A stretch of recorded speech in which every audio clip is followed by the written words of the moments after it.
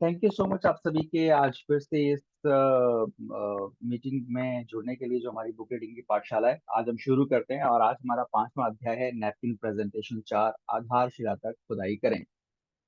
इससे पहले के जो प्रेजेंटेशन पढ़े हमने तीन, उनमें हमने काफी बेसिक जानकारी दी। हमने वहाँ ये भी पढ़ा, सबसे पहला 2 दूनी 4 होते हैं, 3 तिया 9 होते हैं, 4 चौक 16 होते हैं, 5 पंजे 25 होते हैं। उन्होंने हमें 5 फ्रंट लाइनर्स बनाने के लिए कहा और 5 फ्रंटलाइनर्स के साथ दूसरी बात उन्होंने हमसे कहा कि हर एक जगह आपको 5 लेवल डीप तक जाना है, 3 लेवल डीप तक जरूरी है। और अगर आप अपने बिजनेस को ओवरड्राइव में लेकर आना चाहते हैं तो उसमें हमें सेकंड प्रेजेंटेशन में बताया कि किस तरीके से हमें शुरुआत करनी है। और शुरुआत करने के सॉरी थर्ड प्रेजेंटेशन में बताया शुरुआत कैसे करनी है और क्या हमें नहीं करना है। एक सेल्स पर्सन के बारे में बताया उन्होंने, उसकी क्या समस्याएं हैं, हमें किसी सेल्समैन को ज्वाइन नहीं कराना चाहिए, अगर हमने करा दिया है तो फिर उससे हम किस तरीके से निपटें, आगे कैसे बढ़ें, उसे क्या करें। हमने कहा कि शिक्षकों की ज्यादा जरूरत है, हमारे शिक्षक हमारे पास होने चाहिए। तो वो प्रेजेंटेशन चली गई तीन, और आज एक नैपकिन प्रेजेंटेशन 4। पुस्तक का नाम है 45 सेकेंड्स में प्रेजेंटेशन कैसे दें, हिंदी में इसे इस प्रकार से इसका टाइटल है। आज नैपकिन प्रेजेंटेशन नंबर 4 है और हम जल्दी से शुरू करते हैं इसे पढ़ना और समझना। यहाँ आधारशिला की बात की गई है। हम सब लोग बात देखें कि आधारशिला नॉर्मली हम उसे नींव कहते हैं। नींव, जहाँ हम इसका एक बिल्डिंग बनाने के लिए सबसे पहला कदम जो नीचे होता है उसे नींव कहते हैं, तो उसे खुदाई करने की बात की गई। उन्होंने कहा कि किसी भी जमीन पर अगर आप मकान बना रहे हैं तो मकान बनाते समय आप ये देखते हैं कि क्या उस जमीन की मिट्टी भुरभुरी तो नहीं है। उसे तब तक खोद, हमारे यहाँ कहते हैं कितना फीट खोदें, 2 फीट, 3 फीट, 4 फीट, ये सवाल नहीं है सही। सवाल सही ये है, हमें तब तक खोदना है जब तक उसकी भुरभुरी मिट्टी खत्म ना हो जाए, नीचे जब तक थोड़ी ठोस कठोर मिट्टी ना आ जाए, क्योंकि हमें अपना मकान कठोर मिट्टी पर बनाना है, ताकि किसी भी प्रकार से अगर हमारे यहाँ कोई ऐसी भूकंप जैसी परिस्थिति हो या कुछ ऐसा हो तो उसमें हमारा मकान ना हिले। अक्सर हम लोग इस बात में गलती करते हैं कि हमें करना क्या है, तो हमें उस नीचे ठोस जमीन तक पहुंचना है, और उसी को हम कह रहे हैं आधारशिला तक खुदाई करना।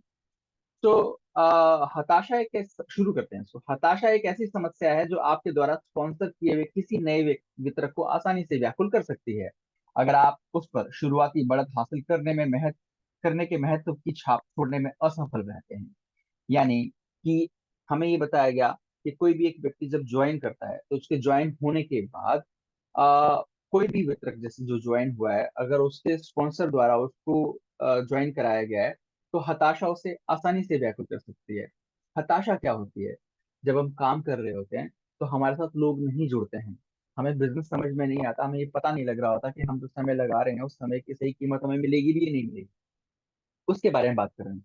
तो हताशा एक ऐसी समस्या है जो आपके द्वारा स्पॉन्सर किए हुए किसी नए वितरक को आसानी से व्याकुल कर सकती है, अगर आप उस पर शुरुआती बढ़त हासिल करने में के महत्व की छाप छोड़ने में असफल रह जाते हैं। तो हमने शुरू में ही उस व्यक्ति के साथ जो है बढ़त हासिल करने के महत्व की छाप बतानी है कि किस प्रकार से आगे बढ़ा जा सकता है। इसीलिए हम इस बात पर जोर देते हैं कि वे बिजनेस में अपने महीने तब तक गिनना शुरू न करें जब तक कि उनका प्रशिक्षण माह या प्रशिक्षण काल पूरा ना हो जाए, चाहे इसमें कितना ही लंबा समय क्यों ना लगे। देखिए, हम सब लोग ज्वाइन करते हैं, ज्वाइन करते हुए या हमें ज्वाइन कराया जाता है या हम किसी दूसरे व्यक्ति को ज्वाइन कराते हैं। हम स्पॉन्सर है मान लीजिए और हमने किसी व्यक्ति को ज्वाइन कराया है, या हम जो है वो प्रपोजर भी हो सकते हैं। तो जिस व्यक्ति को हम ज्वाइन करा रहे हैं, ज्वाइन कराते समय हमने उसको शुरू में क्या बताया है? आपको कल से ही पैसा आने लग जाएगा, आपको कुछ नहीं करना पड़ेगा, सब मैं कर लूंगा या मैं कर लूंगी, आप बस ज्वाइन कर लीजिए, आपका बस इतना ही काम है, इससे ज्यादा नहीं है। तो जब शुरू में हमने कमिटमेंट ही वैसे कर दिए हैं तो अगला तो वही करने वाला है। आप तो उससे कोई और उम्मीद कर भी नहीं सकते। जब कह ही दिया कि आपको कुछ नहीं करना, हम अक्सर बोल देते हैं ना आपको कुछ नहीं करना। आप बताते समय बोलते समय कहिए कि आपको कुछ नहीं करना, खास आपको करना है ये काम, तो उसको बता उनको बता दें वो वाली बात। तो पूरी बात जब हम बताएंगे और उस विश्वास से जब वो व्यक्ति आएगा तभी जाके काम होगा। छल कपट से लाए गए व्यक्तियों को हम लोग बिजनेस में लंबे समय तक क्या, थोड़े समय तक भी नहीं टिका सकते, बहुत ज्यादा मेहनत करनी पड़ जाएगी। शुरुआत में सही तरीके से बता दें कि अब आप अगर इसमें ज्वाइन हो गए हैं तो आपको यहाँ एक प्रशिक्षण काल पूरा करना पड़ेगा, कुछ चीजें सीखनी पड़ेंगी, और सीखने के बाद ही यहाँ से आपको पैसा आएगा। क्या कहते हैं, गाय दूध देती है, देती उसको जिसको निकालना आता है। क्या हम कहते हैं, कहते हैं कि अगर आप किसी जगह नौकरी करने जाए, आपका अपॉइंटमेंट हो, तो 3 से 6 महीने आपको प्रशिक्षण के लिए रखा जाता है, चाहे वो आर्मी हो, चाहे वो किसी भी गवर्नमेंट जॉब की तैयारी हो। अगर हम प्राइवेट जॉब में भी चले जाते हैं तभी वहां पे 10 से 15 दिन का जो समय होता है वो इसी प्रकार का होता है। और एक प्रोबेशन पीरियड भी होता है। इसी तरह की कुछ चीजें होती हैं, उन्हें हम ध्यान दें थोड़ा, तो वो बोलने में हिचकिचाए नहीं। तो कहें, इसीलिए हम इस बात पर जोर देते हैं कि वे बिजनेस में अपने महीने तब तक गिनना ना शुरू ना करें जब तक कि उनका प्रशिक्षण वहां पूरा ना हो जाए। यदि आपने उनको 2 महीने का टाइम दिया है, तो 2 महीने, या अगर आपने उनको 7 डेज सेटिंग प्लान की बात की है कि 7 दिन तक हम आपको लगभग ज्यादातर बातें बता देंगे, और उसके बाद सभी बातें जानने में आपको 3 महीने तक का समय लगेगा, 90 दिन का समय लगेगा, और उसके बाद आप लगातार नई चीजें सीखते रहेंगे, लेकिन इतने प्रशिक्षित हो जाएंगे कि आप अपना बिजनेस खुद संभाल पाएंगे। तो ऐसी बातें बतानी जरूरी है। लेकिन आपको और हमें पता ही नहीं कि 7 डे सिटिंग प्लान में है क्या क्या, और 90 डेज के प्लान में है क्या क्या। हम तो सिर्फ बोलते हैं कि 7 डे सिटिंग प्लान भी है, 90 डेज प्लान भी है, लेकिन ऐसा बोलने मात्र से काम चलने वाला नहीं है। वो चीज हमें पूरी तरीके से उनको समझानी पड़ेगी, करानी पड़ेगी, और हमें इससे डरना नहीं पड़ेगा। डरेंगे तो गलत काम हो जाएगा, हमारी कामयाबी हमसे उतना ही दूर चली जाएगी। जब लोग पहले पहल किसी एमएलएम संगठन में आते हैं, तो शुरुआती बढ़त के बिना हो सकता है कि वे अपने बहुत आगे के लीडरों को देखकर हताश हो जाएं और यह सोचने लगें कि वे कभी उनकी बराबरी नहीं कर पाएंगे। ओके, कैसे? ये देखिए, एक पिक्चर बनाई हुई है। तो ये एक नया व्यक्ति है, ये आगे के लोग हैं, और ये सबसे आगे का लीडर है जो कि बहुत तेजी से चल रहा है। धावकों के समूह का चित्र बनाएं।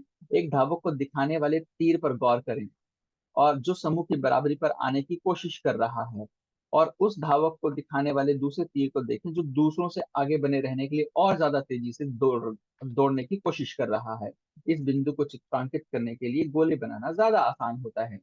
याद रहे, जब आप, एक मिनट,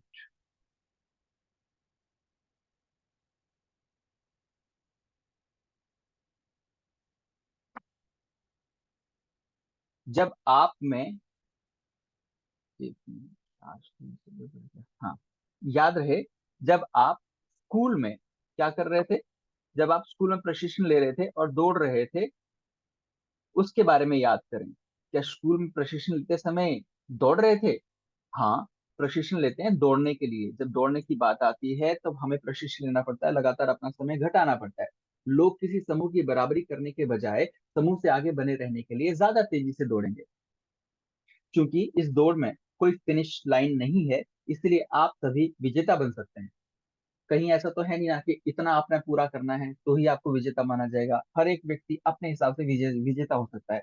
जैसे आज अगर क्लोजिंग डे है, तो क्लोजिंग डे में आप अपने लिए एक टारगेट खुद सेट कर सकते हैं।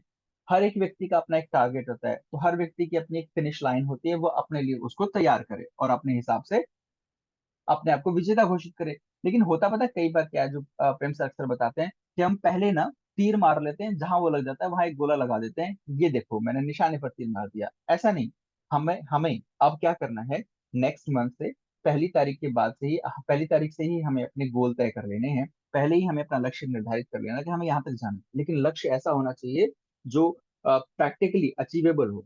अपने अपलाइन के साथ बैठकर हम उस लक्ष्य के बारे में बात कर सकते हैं कि मैं इतना प्राप्त करना चाहता हूँ, कि सचमुच में इतना प्राप्त हो सकता है? और वो कहेंगे बिल्कुल हो सकता है, लेकिन क्या जैसी मेरी परिस्थिति है उसके हिसाब से इसको प्राप्त करने में मुझे बहुत ज्यादा तकलीफ होगी, या फिर कुछ सिंपल कदमों के सहारे में इसे प्राप्त कर सकता हूँ? फिर वो आपको इसके बारे में बताएंगे। तो अपनी फिनिश लाइन आप अपने आप तैयार कर सकते हैं। मेरे एक पादरी ने मुझे एक उदाहरण दिया था जो मेरे ऑफिस में लगा हुआ है। इस पर लिखा है, सिर्फ वही पराजित होते हैं जो प्रयास छोड़ देते हैं।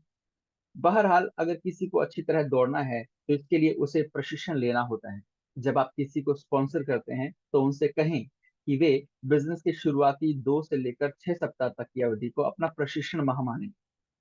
अब अगर 2 सप्ताह की बात करूं तो 14 दिन हो गए, और 6 सप्ताह की बात करूं तो 42 डेज हो गए, यानी लगभग सवा महीना हो गया।